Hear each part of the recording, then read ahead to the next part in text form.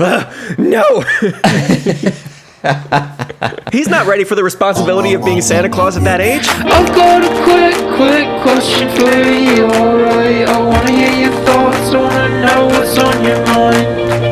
I've got a quick question for you, alright? The answer's not important, I'm just glad that we could talk tonight. So what's your favourite? How did you get? When will I be remembered? Was it ever? Where did all the Halloween know? Oh, forget it. Soren, Daniel O'Brien, two best friends and comedy writers. If there's an answer, they're gonna find it. I think you'll have a great time here. I think you'll have a great time here.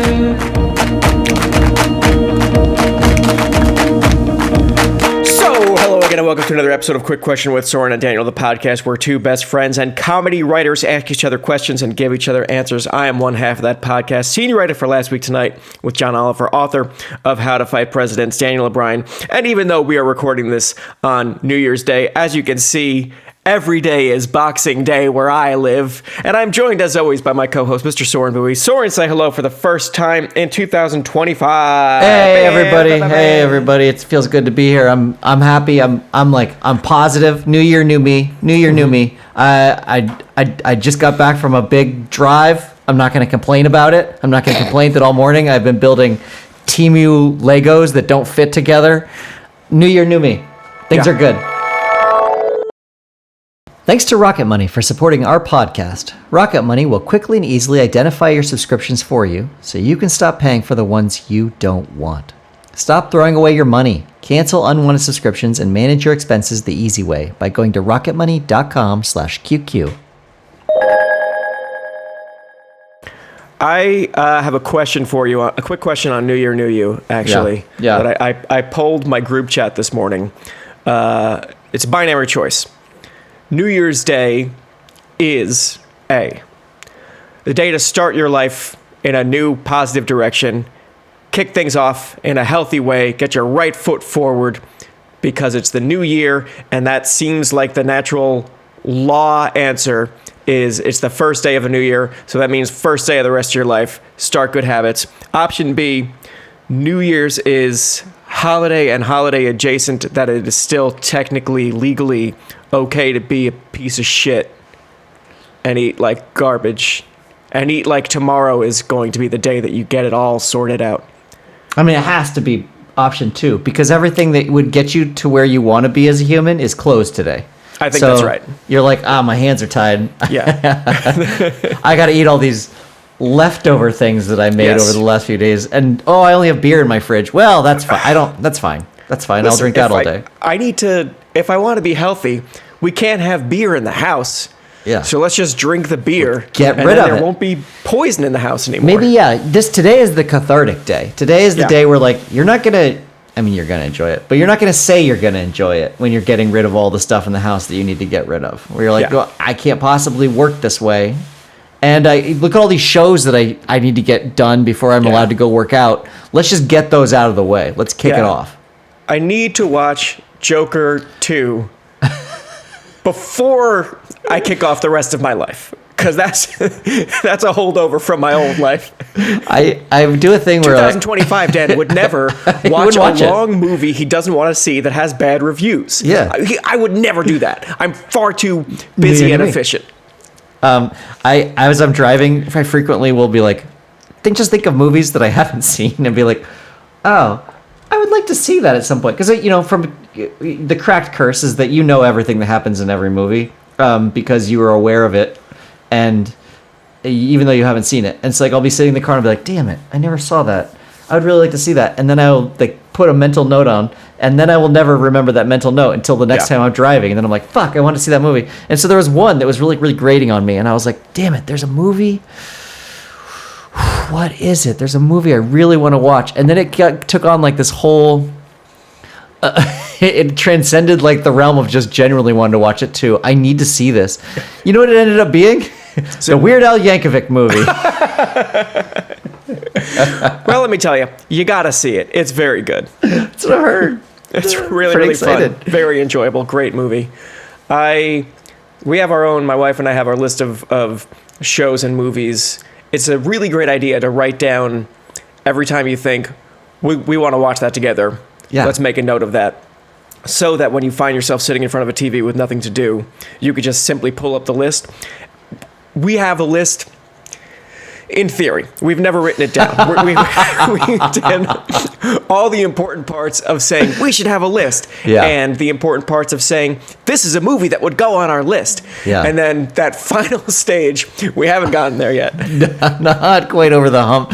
Yeah, Colleen and I, because we actually had some time away from our kids, we talked to each other a lot, and and like she played this very fun game with me, which was at dinner. She's like, "Okay, what's my favorite movie?" And it wasn't like hey, here's a quiz for you. Let's see if you get it right. She didn't know. Yeah. She was like, you got to tell me what my favorite movie is. And I was like, okay, let's go through. Like, what do I know that you like? And like, I'm going through all these films in my head. And then I would say one. She'd be like, no, it's good, but I don't think Bridesmaids is my favorite. I'd be like, okay. You know where we got finally? Where we landed?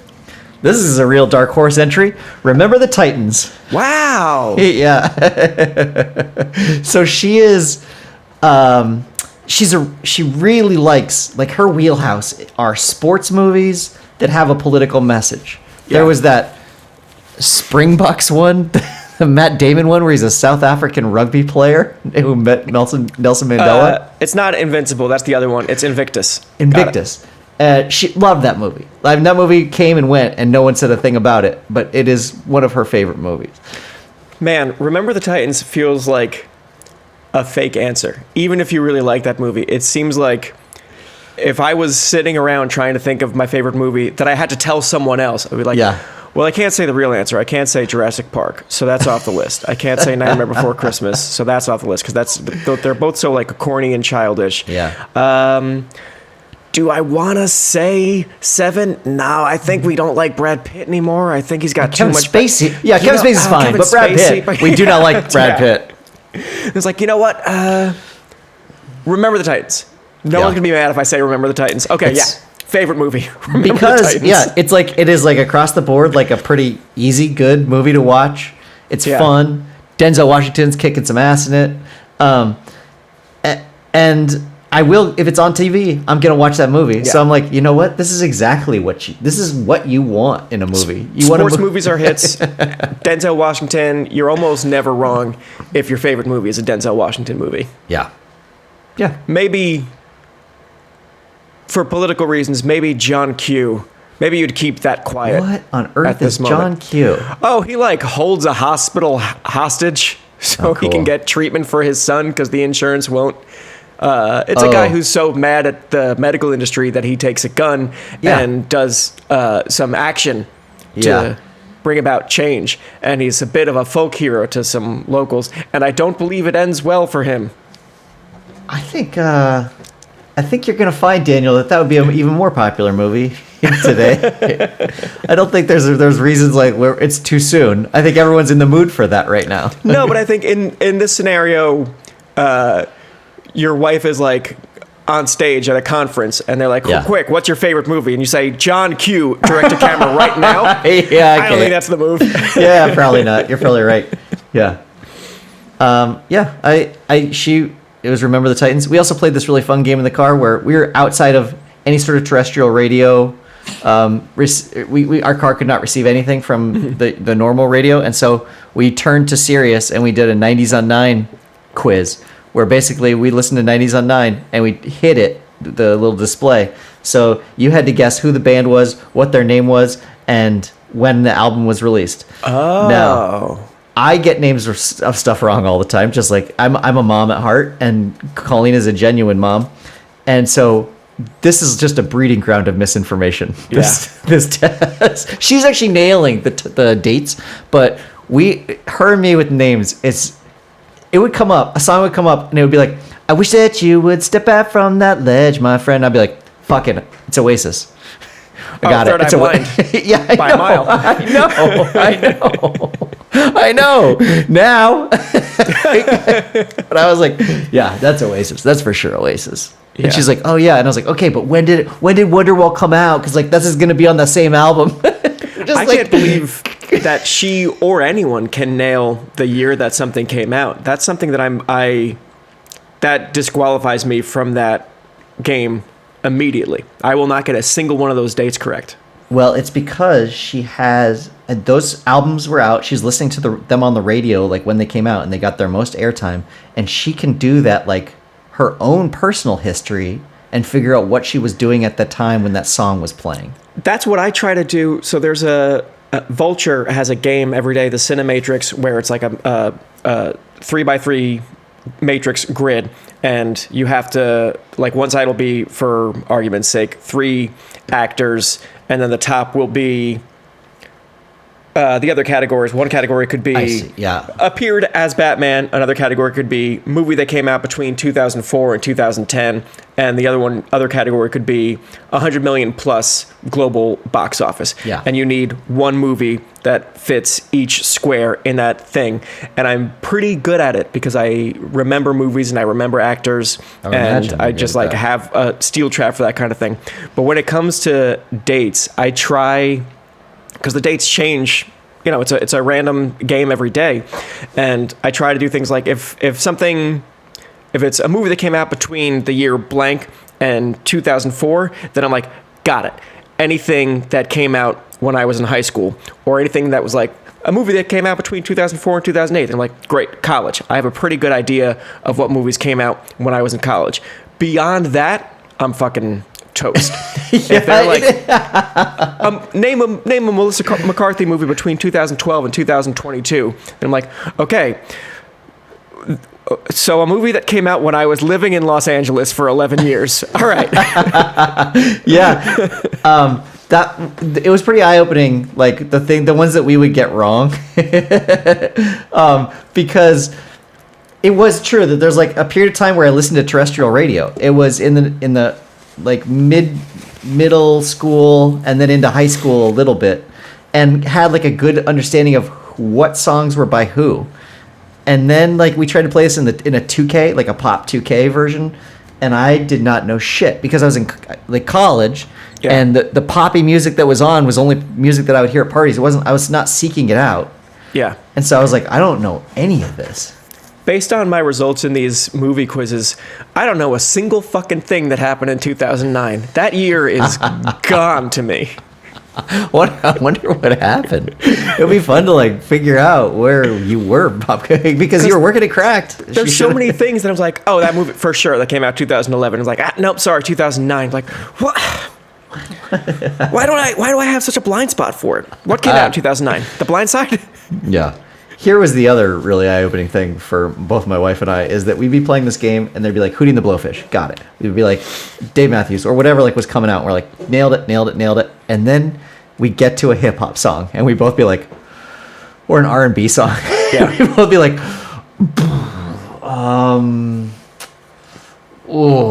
I didn't even know.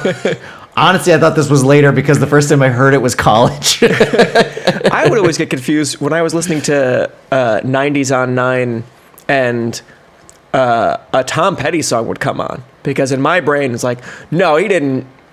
He made music in the 60s and 70s and that's it. The idea of him like, hey, I got a new song when I was like a conscious being is unacceptable to me. Yeah, it's pretty wild. Somebody just posted recently about like, not Tom Petty and the Heartbreakers, but the Traveling Wilburys. Yeah. Which is Bob Dylan, George Harrison, Tom Petty, Roy Orbison, another guy. Mm-hmm. When we listened to them as a kid. From Entourage, David Blaine, Lucas Haas. When you listen to them as a kid, it was like, oh, all these old guys. Like, this is the end of their career. They've all gotten together to do like one last thing together. Yeah. You go through and you look at the ages of these guys when they did the Traveling Wilburys, Dan. It's going to fuck you up. I don't want to know. It's going to hurt you. It's going to hurt you. Roy Orbison is younger than you are now, and he was the oldest of all of them.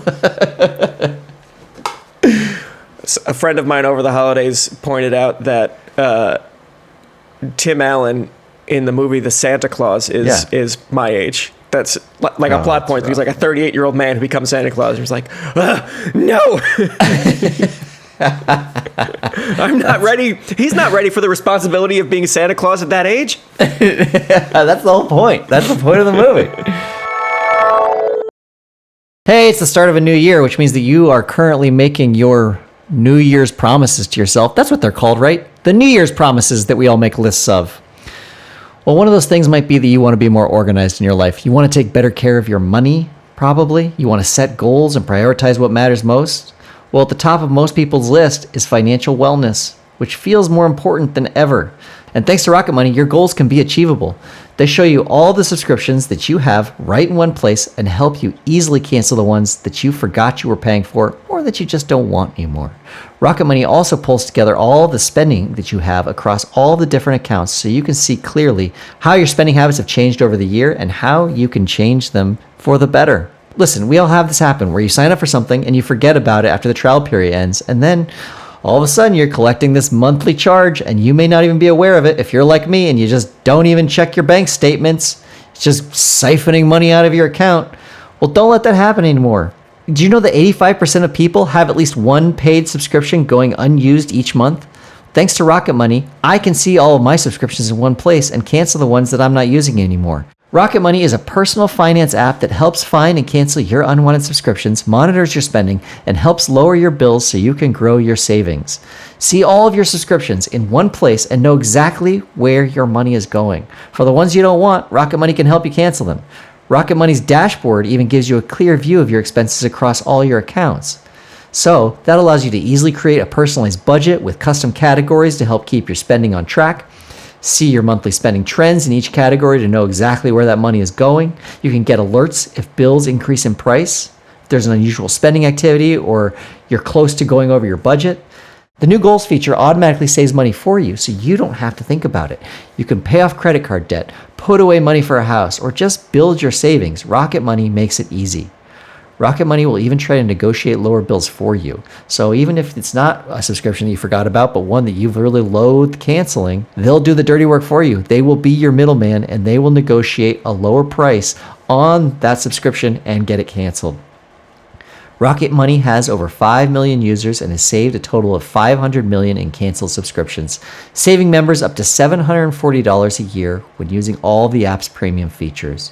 So cancel your unwanted subscriptions and reach your financial goals faster with Rocket Money. Go to rocketmoney.com/QQ today. That's rocketmoney.com/QQ. rocketmoney.com/QQ. Should we do a quick question? Should we do the show? We should get into the show, I suppose. Yeah, I mentioned that today, like all days, is Boxing Day for me. Yeah, give me some more of that information about this move. So I feel like this might have been in the background shot of a couple of other episodes that we released, just some boxes behind me that have gone largely unaddressed. And I feel at this point that it's worth discussing. So Soren, a number of things happened on or about November 17th, 2024. Remember last year, my wife and I found a house that we loved and put an offer on that house. And the offer was accepted. And everything started moving. And the sellers were like, I know this is quick, but we want to get this closed December 23rd. We want this wrapped up. Yeah. That's a lot of the big things that happened on or about November 17th related to the house. The other big thing that happened is that I began my 8-week work hiatus at that exact same time.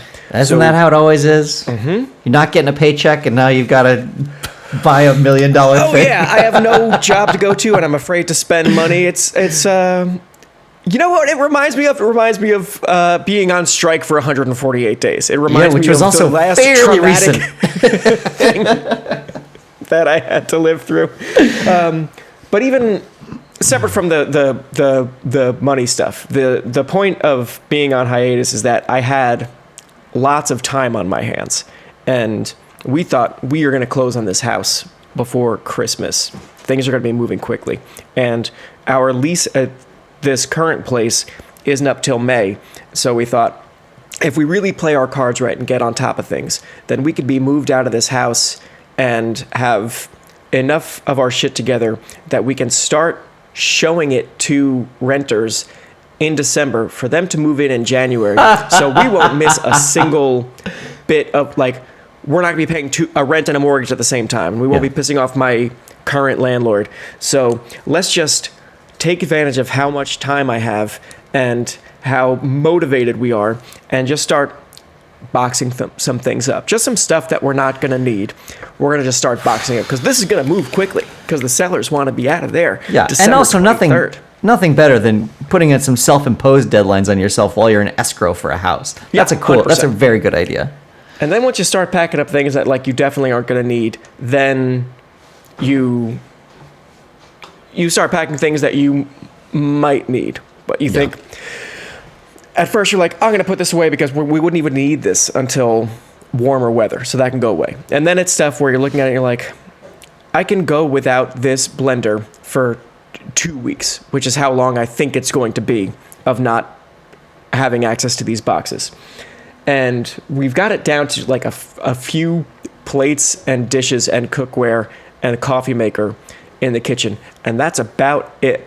And we have like just the clothes that we plan on wearing. And that's about it too.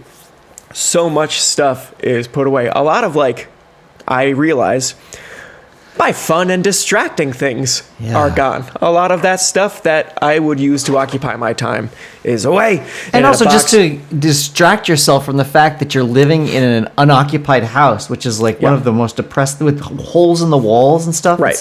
It's awful. It's like demoralizing. But as listeners can probably, not listeners, as viewers can certainly tell, I am still in the old place, surrounded by boxes, not in the new place. We are recording this January 1st, 2025, so we missed the December 23rd deadline. There's been a lot of very frustrating back and forth with it's a fight that's happening with attorneys, so that's the good thing. It's our attorney versus their attorney.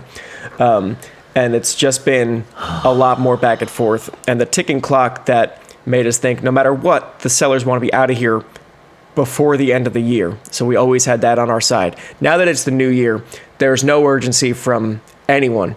And now we're just a couple of morons living in a house that is full of boxes. When this recording is done, I will have to move the boxes out of the hallway because the boxes can't be in the hallway because we use that for walking. So those boxes need to move and come here.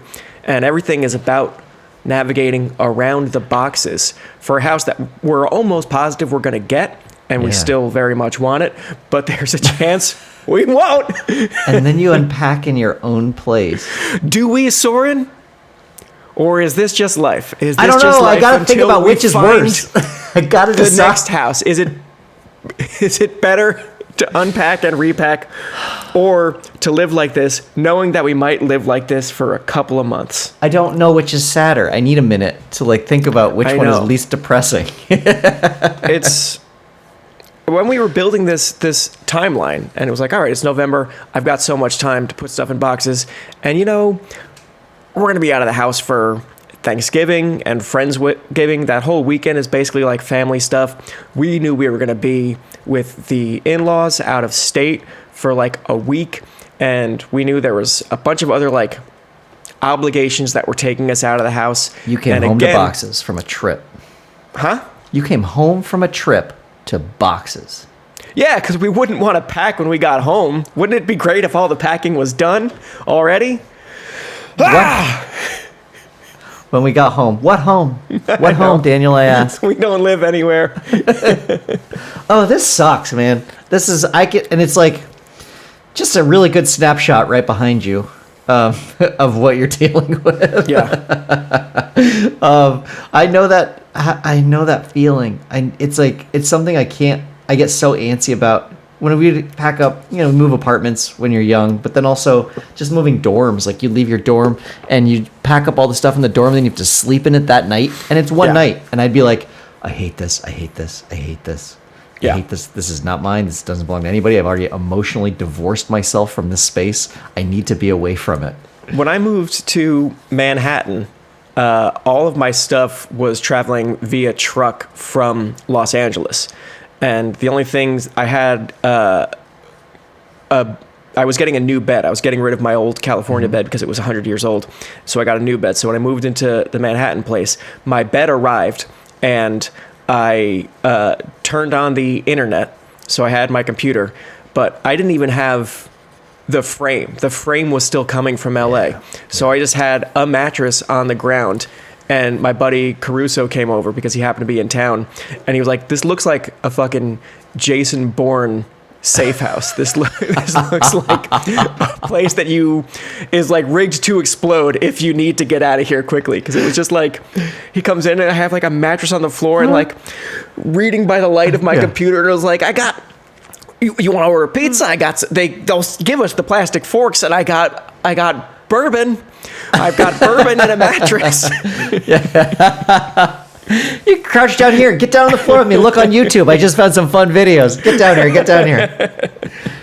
It's brutal, man. All right. Well, I hope that this works out for you. I hope that you get this place, and I hope that the place is what you want it to be. I think it will be. I mean, there's just so much. Well, we will probably have an entire quick question about the house process and how frustrating and terrible it is, and we just learn so much doing it. There's so much of it that I can't believe is not like standardized. Yeah, like the idea, like everyone needs to get in New Jersey, you need to get your house appraised. An appraiser who is like an independent third-party person goes to the house, looks at it, and looks at the neighborhood, looks at what other houses are going for in that neighborhood, and then gives an appraisal, which you kind of hope is on or about what you are buying it for. Yeah, because that was my dad's job. Really? Yeah, he's a real estate appraiser in Aspen. I didn't realize, because we were doing a lot of research about it, because when we thought we were moving quickly, and our lawyer and our real estate agent, we were like, so let's just like book the appraiser now. And like, no, because they're still doing some work on the driveway, and you don't want the appraiser to be there when they're doing work on the driveway, because the appraiser is just, even if they're independent, they don't really have a dog in the fight, they're still just a fucking guy. They're still just like a person, and the internet is like, yeah, I mean, they might just like be in a bad mood that day, so there's nothing you could do about it. They might just like you might get an appraiser who is extra harsh, or you might get one who is only looking at comps that are super low, and they might just, that's what I mean about it not being standardized, that they don't like, there's not a system where they go in and they take enough measurements and they test the air quality, and they're like, okay, according to the rule book, this is worth X amount of dollars. No, it's still some guy who's like, I think it's worth this much. All right, bye. And you just hope you got a good one. Yeah. It's wild. It's also wild that when you're in the process of buying, if you're making like an offer, that the other side can come back and be like, you know what, this offer is good, but we got some other ones that were a little bit better. We're not going to tell you how much they were. Yeah. But if you want to go up, you can. Not only are they not going to tell you, we really want to sell it to you, right? But we can't unless you give us the number that we're and also thinking of. So now you have to guess. You have to guess the number. But also, when I was like, I remember during that process where I was like, and so what is keeping them from just saying that even if they didn't have another offer? And our real estate agent was like, oh, I mean, the credibility of the other real estate agent would be shot. But there's nothing other than that. And I was like, people jump in and out of being real estate agents every single day. They do it for like a week, or they might sell one house in a year and then be like, you know what, this isn't for me. I'm going to do something else. Like their credibility. What on earth does that mean? I might get my real estate license because it seems like an easy thing that I could do. And then once my credibility is shot, I'll quit. Yeah, I'll change my name and keep doing it for a little while, and then when I'm out of names, then I will move on to car rentals or something. It's wild. There's just like, you have in the same way where you're renegotiating as a writer for a contract where you're like, I don't have any leverage. I know. I can tell you that the product will be worse, but I think that's something you actually want.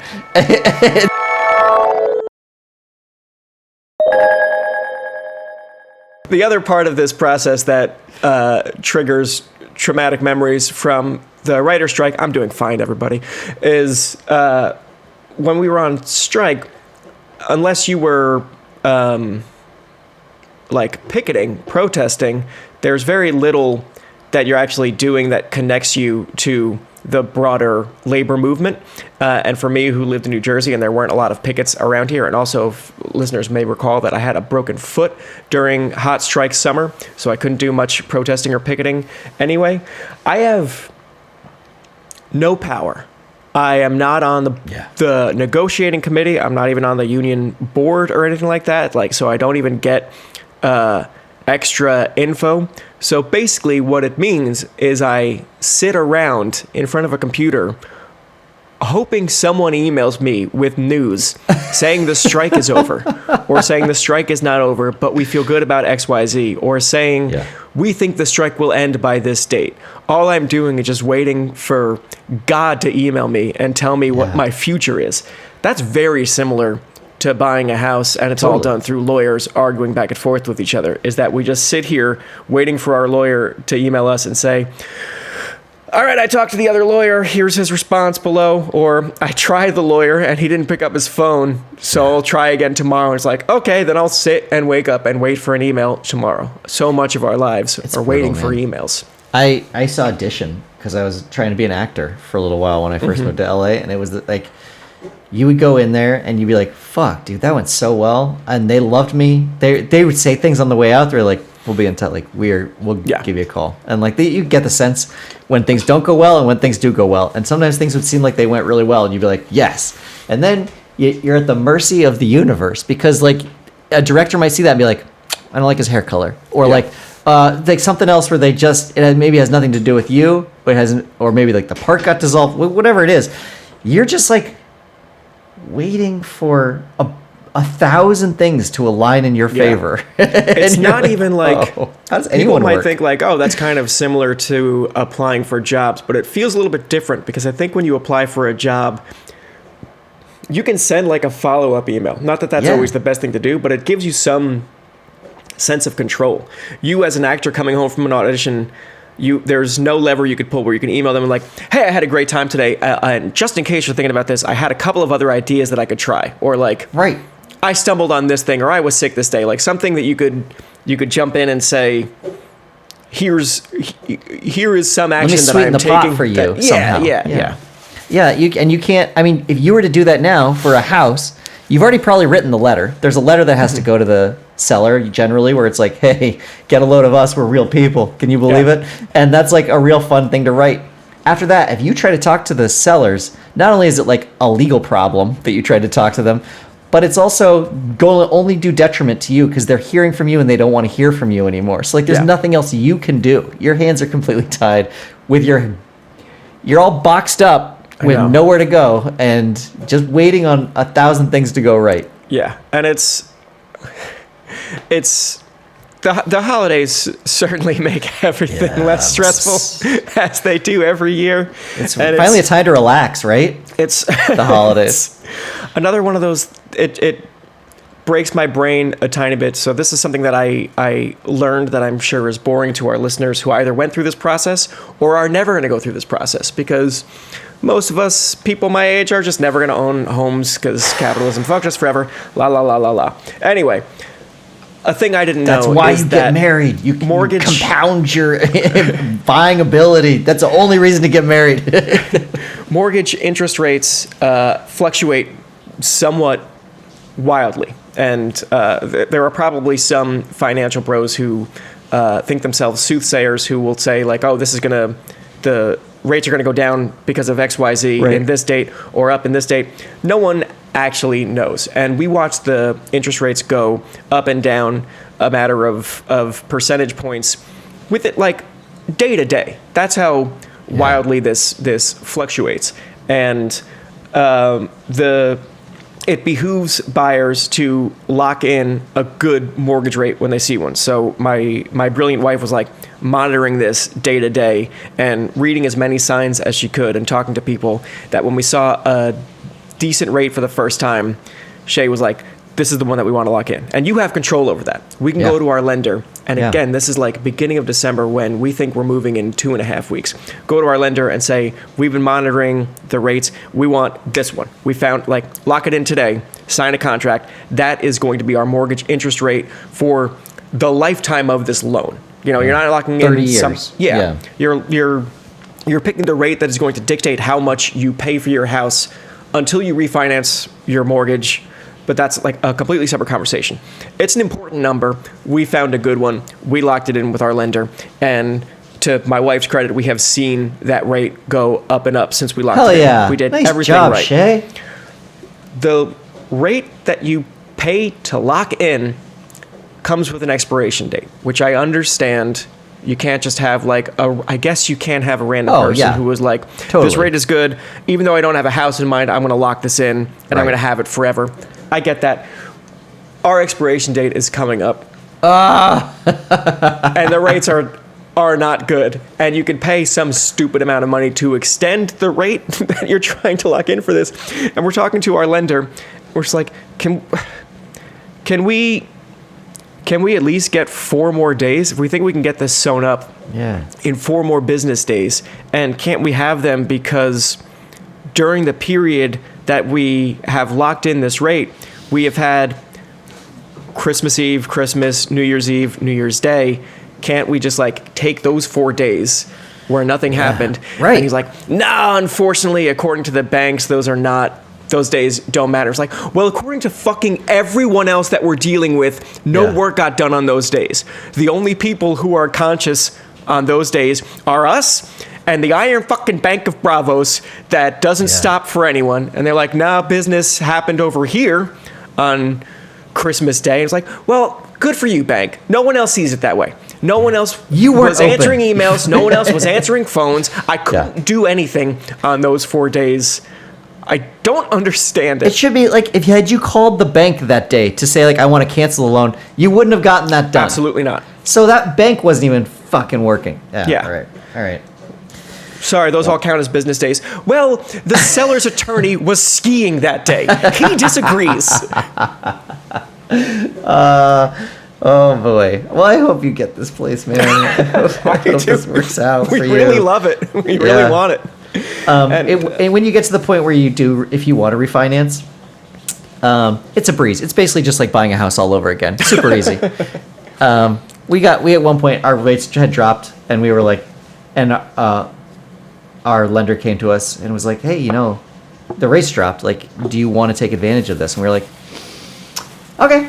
And we assumed that was just he was going to be like, okay, I'll take care of it. Yeah. No, you basically buy a house all over again. The amount of work that you have to do with sending him documents, or her, sending them documents, all of everything that you've done, your pay stubs, how much you have in the bank, and then your credit scores and everything. It's awful. This was very fun experience for me with our lender to get our first loan approved, because and I'm such a fucking idiot with money, and they're like, we want your bank account statements from all of your accounts from the last 2 months or whatever it was. So I'm saying, here's my Bank of America, here's my American Express savings account, here's all the stuff for the last 2 months. Those transaction periods don't line up perfectly. It's not like you just get here's all of October. It's a 30-day stretch based on when you started your account. So they will be looking at my Bank of America statement from 2 months ago, and they'll be like, hey, this is a big influx of cash. What is this? Where did this come from? And I'm telling you, man, 10 times out of 10, it's me moving money from one of my accounts to another one because I'm stupid. Because it's I'm going to hide my money in the high yield savings account. And then oh, I need to pay rent. So let me move out of the savings account into this other account that pays the rent. And sometimes I just move stuff around because I'm just so dumb. Just to do it. Where did just this to feel something? Where did this money in your Bank of America account come from? And I was like, that was from my other account. It's fine. I did that. And they're like, okay, you need to prove it came from your other account, and that requires me to go to 3 statements back from Amex. So I send them that, and then when they look at the Amex statement, they're like, hey, now that we're looking at your August Amex statement, what's all this? What's this inflection of cash? I'm like, that's from another time that I gave myself money from one of my other accounts. I was just moving it around. All of the money is me passing it back and forth. It makes me feel big. I don't know what to tell you. As you're saying this, I'm having a realization, Daniel, that I was worried about a moment like this where at one point you had told me you didn't have a credit card, and I think Yeah. that you were over 30 years old. Correct. And I was like, you're gonna need that, dude. And you're like, nah, I'm good. And I was like, I don't know. I didn't know what it was gonna do to your credit to not have credit. And now you've had to have your credit checked. And did that have any sort of effect, or are you doing all right? One of the many benefits of marrying my wonderful wife Shay is that she is very credit card savvy. Good. And like truly changed my life from being like an entirely cash-based business entity for forever. As soon as I had credit cards when I was in college, bills in because- your walls, hidden in Yeah. under your mattress and stuff. Exactly. Credit cards in college, because we've talked about this before, but credit card companies can be very predatory. That's why they go to college students and they're like, would you like $3,000 for free? And I'm like, of course. And you're telling me all I need to do is pay $12,000 over the course of 10 years? I'll be dead by then. $3,000 now? Well, once I get my degree in comparative literature, I'll have money pouring in. So once I got rid of those credit cards, the predatory college credit cards, I destroyed them and was just a cash business forever. Shay taught me all about the importance of credit cards, and now I'm much smarter and savvier on that score, and I'm doing things with points. And my credit score, Soren, is fucking. It's tight. Yeah, it's so good, dude. I think about it all the time. It's a big. I sit around on weekends. I move money from one account to another. I look at my credit score. Done. I pretend that I'm changed doing things? banking. All right, here. The show's almost over, but I want to get into it real quickly. Thank God. Yeah. Daniel, I have a quick question for you. Shoot. When was the last time you did a piñata? Put that down. Put that down. I would say the last time I did a piñata was, I want to say, your 30th birthday. Oh, yeah. There was one. Yeah.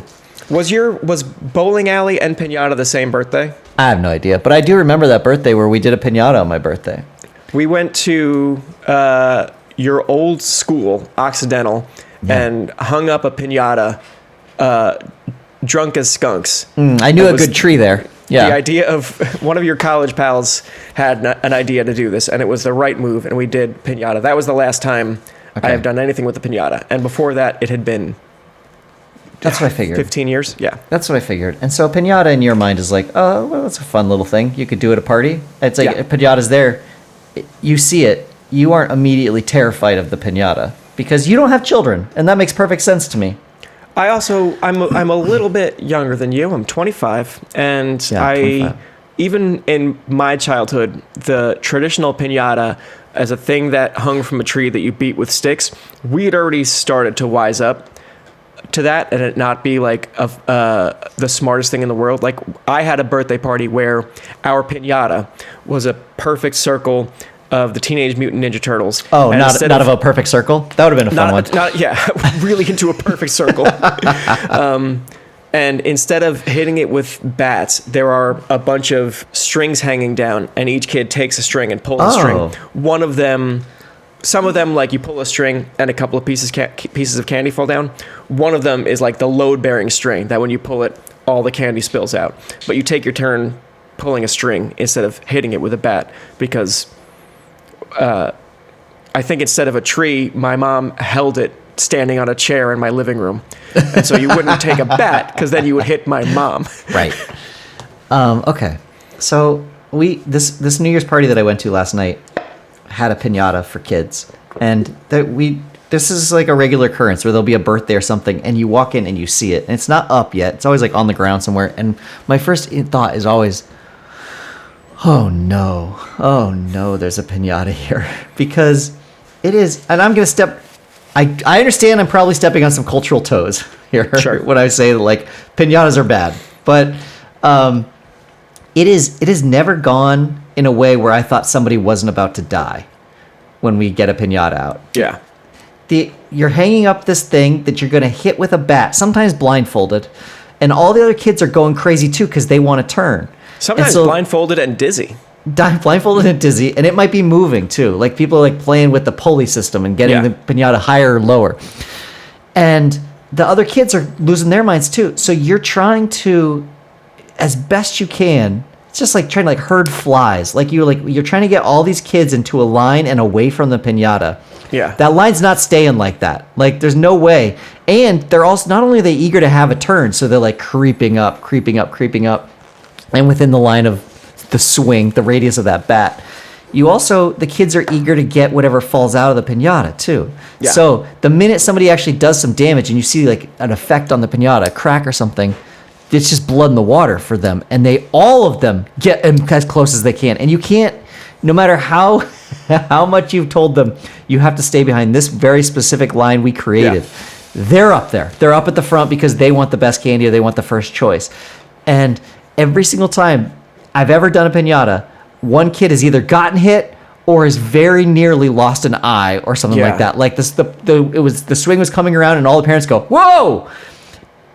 There's also the problem of the parents. There's going to be a lot of parents who are going to sit back and be like, "Ooh, this doesn't look safe, but I'm going to let it play. I'm going to see how it goes." And so if you've got a bunch of parents like that, then you have to be the one who says, "Oh shit, I'm in charge." Like, it's not your birthday, it's not anything for you, but you're like, somebody's going to die if I don't help this situation, or somebody's child is going to the hospital. Yeah. And so you're like, okay, everybody has to stay behind this line. It's going to go youngest to oldest, so the youngest ones actually have a turn to hit it before you old ones destroy this thing. And then there's like they're jockeying for space in the line too, and like some of them are trying to cheat. Sometimes you're like, all right, you're going to get 3 strikes, and they're going to hit it 3 times, and it didn't do what they wanted it to do, so they're going to like, what are they going to do? Are they going to stop me if I keep hitting this thing? No, because you can't get fucking near that kid because they're going to stick. And so you're just shouting at a child. Every single time, this is how it goes. It has never been a fun event to have a piñata. No. And what happens at the end, I understand kids are real excited about it. I hate the stuff that my children bring home from a piñata. Every single time. Every single time that they get stuff out of there, I'm like, oh, it's either candy, and I'm like, wow, shit, now I gotta be in charge of you spacing this out so you don't eat it all at once. Or it's gonna be schlock. It's gonna be like the snap bracelets, or spider rings and things like that, where I'm like, no, this is just gonna live all over my house. You don't have a space for this. This is just, you're gonna carry this around till you're bored with it, and then you're gonna throw it on the rug. And like, it's going to be the thing that, like, one day, 7 months from now, your son's like, "Dad, where's my spider ring?" It's like, oh, fuck. I have no idea.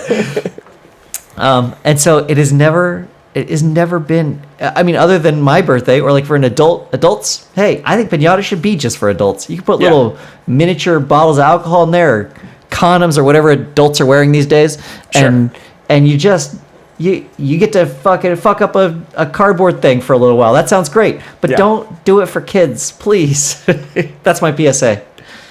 Man, that's a good PSA. I appreciate that. I haven't thought about piñatas in a very long time. I figured, yeah. It won't even resonate for you yet, but I'm just saying, write this down along with all of in your invisible notebook with all of the movies that you and Cher are supposed to watch together, so that you remember it. Are there really good... was anything ever safe when we were children? Like, Pin the Tail on the Donkey is less violent, but it's another, like, blindfold game. With a sharp thing. Make a mistake, And Musical Chairs was such an aggressive, heartbreaking game to play. Are we still doing that? Are we still... making children sprint at chairs? Yeah, compete against each other. Yeah, compete against each other to get a resource that there's not enough of. Yeah. I don't know. I mean, I've seen kids play musical chairs. I've seen how fucking put out they are when they don't get a chair, and how sad that is. Yeah, also, one more thing that I'm going to add to this, the piñata. You're dealing with a lot of emotionally fragile or unstable people who are trying to do the piñata in children. So you've got a lot of people who wanted another swing and didn't get one, or kids who don't want to swing at this thing at all, but you have to stand in the line. And you like make them look like fools when you make them miss. Like, they're up there already in front of everybody, and they're very aware of the fact that they don't swing a bat. And then somebody on the other end is being like, "Fuck you," and like pulling it so that they can't hit it. And everyone's like, "Ah, you missed," and they don't understand that situation. It feels bad. Yeah. It's also I don't know if this is universal, but when I was a kid with proper piñatas, I was less interested in the candy haul. You want to be the one who saves the day and breaks the thing, because the kids don't realize at the end of the day, this is what we are doing is socialism. It is for the greater good. Give the strong boy 2 shots at the piñata because the goal is the candy. You don't think about that. You think this is a game where I could be the hero, and that's certainly what I thought. If I'm just patient in this line, and I learn from the mistakes of the people in front of me, and I'm not jumping the line, and I'm seeing people sneaking in a second swing, and it's I'm not going to do that. I'm just going to go, and by the time I arrive, if I get a shot, the piñata will be weakened. Surely it'll be scared, and my aim will be true, and I will take my one swing, break it apart, and everyone will put me on their shoulders and cheer for me. And then I go and I nick it, or I don't hit it at all, or some adult lifts it, and then I am crying. Right. Because I don't care about the candy. I wanted the glory. Yeah, that fall, you set yourself up so high because you don't know any better when you're young. Yeah. And then that fall where you got one swing and you didn't get the swing because of external forces. It wasn't even your thing. You're I was blindfolded and dizzy and and I swung and hit a tree or something. You're fuck, am I not good? Right. And sometimes when you're a kid, wanting a thing is usually how it comes to you. It's usually how you get it. I've played board games with my nephew Murphy where he rolls a dice and he knows that if you land on the 3rd spot, you get all the money in Monopoly Junior that's been piling up. And he rolled the dice and he was so close and he didn't get it. And he just looks at me and is but I really wanted to land in that spot. And I was no, I understand. Me too. But you didn't. Because so now someone else is going to get that money. Because the wanting feels like work, and you feel like hard work gets you what you want, and that's also not true. Hard work does not equal something being good by the end, and it's what a terrible lesson to be learning during what's supposed to be a fun and enjoyable game or a birthday party. I'm playing this game that I picked, and I wanted this more than any of the other outcomes, and I didn't get it. I've basically wanted this my whole life. What could I have done differently? Nothing. Sometimes you just don't get it. Your old uncle wins. Yeah, and it's great. It feels good. I'm going to tell you, I didn't think I would like being a child, but I'm enjoying this a lot. Yeah. I feel good. I feel like this money is going to go to a lot of good things, a lot of good causes. I know it seems like I'm gloating as if I had something to do with this. As I'm explaining to you that the universe is random, I am kind of patting myself on the shoulder for playing the game the right way. The only benefit that has come out of the piñata for me is my son was taking a real step back from baseball. I don't care if he plays baseball. I just want to get into sports with the intention that sports has so many things that transcend into other quadrants of your life. Mm-hmm. And if he just has that base, then he's never going to join a sport later and be oh no, I'm too far back. I can't do this. So there's a certain part of me that's sort of forcing sport on him. It doesn't, just in general. Yeah. He was taking a step back from baseball because he was feeling a little strung out on it. But that was the one where he was really feeling it and liked it. We went and did this piñata, and he had the mechanics for a really, really big swing. And so watching him and all the kids swing, and then he gets up there and crushes this thing, and all the adults go, whoa! That you see it in him where he's oh, I know how to do this, and he was so excited. And I was I think I just earned another season of baseball through that. I think we're back on. That's fantastic. Yeah. Good for him. Good for you. Well, that about wraps up the first episode of the new year, right? Yeah, end it. Kill it. We used to do, I used to really break a real sweat calling the new year something stupid every year. Woo thousand. Oh, right. Oh, funny. Yeah. For us. Thrive. Funny thrive. Boo. Booey. Mm-hmm. Boo thousand. Boo thousand. And funny thrive. Yeah.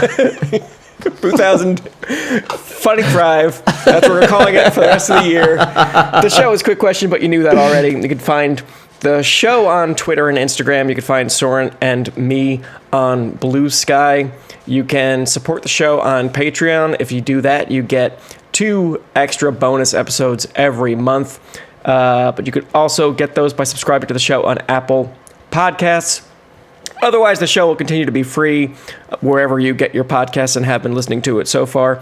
We are edited, engineered, produced, mixed, governed by the incomparable Gabe Harder, our president of podcast operations. Don't try to find him. He's ours. Theme song is by the fabulous Me Rex. You can find them at Bandcamp, Spotify, or anywhere else where you get your music. And that is all I have to say. Bye. I've got a quick question for you, alright? I wanna hear your thoughts, I wanna know what's on your mind. I've got a quick question for you, alright? The answer's not important, I'm just glad that we could talk tonight. So what's your favourite? How did you get? When will I be remembered? Was it ever? Where did all the guys know? Oh, forget it. Soren, Bowie, Daniel O'Brien, 2 best friends and comedy writers. If there's an answer, they're gonna find it. I think you'll have a great time here. I think you'll have a great time here.